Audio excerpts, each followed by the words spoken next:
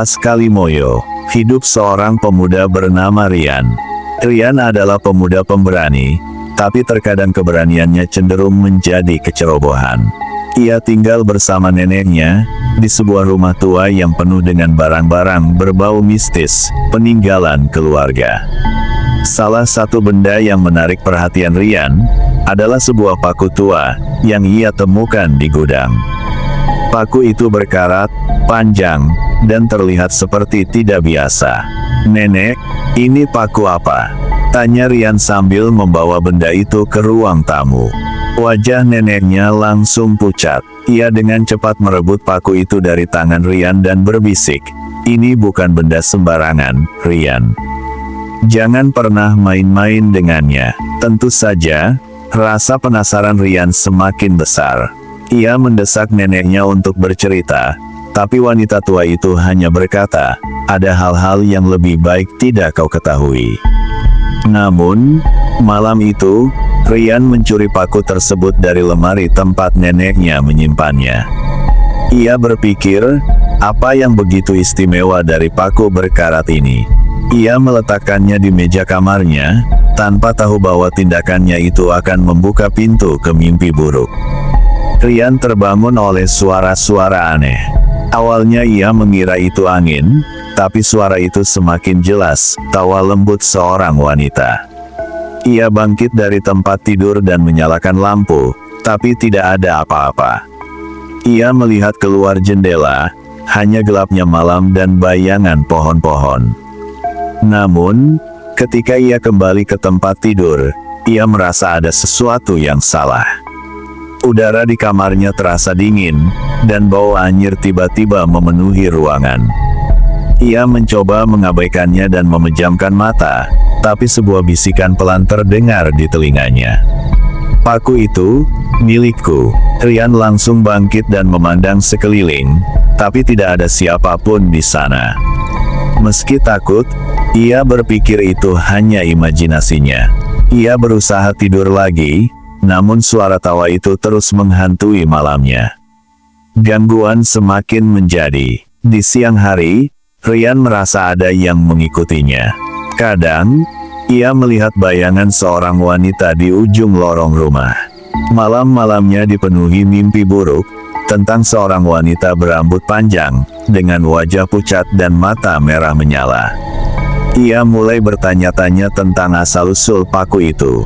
Suatu pagi, ia memberanikan diri bertanya lagi kepada neneknya. "Rian, aku sudah bilang jangan sentuh paku itu," bentak neneknya dengan suara gemetar. "Itu paku kuntilanak. Dulu, paku itu ditancapkan di kepala seorang kuntilanak, agar ia tidak mengganggu lagi. Tapi jika paku itu dicabut, ia akan bangkit kembali, dan kali ini, ia akan lebih berbahaya." Rian merasa tubuhnya merinding. Ia berpikir untuk membuang paku itu, tapi neneknya memperingatkan, itu tidak akan menyelesaikan masalah. "Sekali kau mengambilnya, ia sudah terikat denganmu."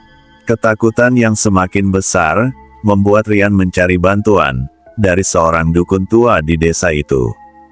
Sang dukun mendengar cerita Rian dengan serius, lalu berkata, "Kuntilanak itu sekarang mengincarmu. Satu-satunya cara untuk menghentikannya, adalah dengan menancapkan kembali paku itu ke kepalanya. Tapi hati-hati, ia tidak akan membiarkanmu melakukannya dengan mudah."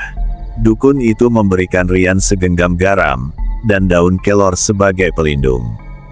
Ia juga mengajari Rian, doa-doa untuk menghadapi makhluk itu. Malam itu, suasana rumah terasa lebih mencekam dari biasanya. Angin berhembus kencang, dan lampu-lampu di rumah Rian berkedip-kedip. Tiba-tiba, suara tawa itu kembali, lebih keras dan mengerikan. Rian berdiri di ruang tamu, dengan paku di tangannya. Ia memegang garam, dan daun kelor dengan gemetar, menunggu kedatangan kuntilanak itu. Tiba-tiba, sosok wanita itu muncul dari bayangan. Rambutnya panjang dan kusut, wajahnya penuh luka, dan matanya memancarkan kebencian. "Berikan kembali milikku," katanya sambil melangkah mendekat. Rian mencoba mengingat doa yang diajarkan dukun, tapi lidahnya keluh. Kuntilanak itu melompat ke arahnya, membuatnya terjatuh. Dengan sekuat tenaga, Rian mengayunkan paku itu dan menancapkannya tepat di kepala makhluk tersebut. Jeritan panjang menggema di seluruh rumah. Tubuh kuntilanak itu bergetar hebat, sebelum akhirnya berubah menjadi asap hitam yang perlahan menghilang. Namun, sebelum lenyap sepenuhnya, kuntilanak itu berbisik, "Kau mungkin menang hari ini, tapi aku akan kembali, dan kau tidak akan pernah siap." Sejak malam itu, gangguan di rumah Rian berhenti. Namun, ia merasa hidupnya tidak pernah sama lagi. Ia selalu merasa ada yang mengawasinya dari bayangan, meski tidak ada siapapun di sana. Paku itu telah ia kubur jauh di dalam hutan, tetapi ia tahu bahwa sesuatu yang lebih gelap, mungkin sedang menunggu waktu untuk bangkit kembali.